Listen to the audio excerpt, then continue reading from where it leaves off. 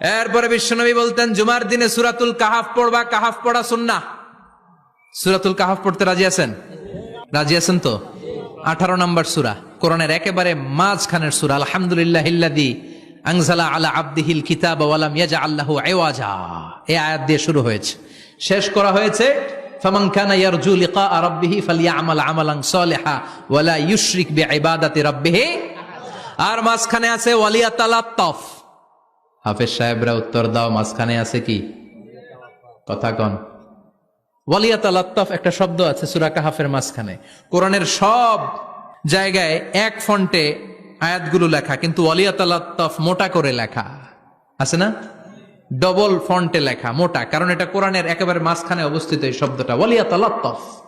এর আগে যত শব্দ এর পরে তত শব্দ, এর আগে যত কোরআনের অক্ষর এর পরে তত অক্ষর। সুবহানাল্লাহ বাড়িতে গিয়া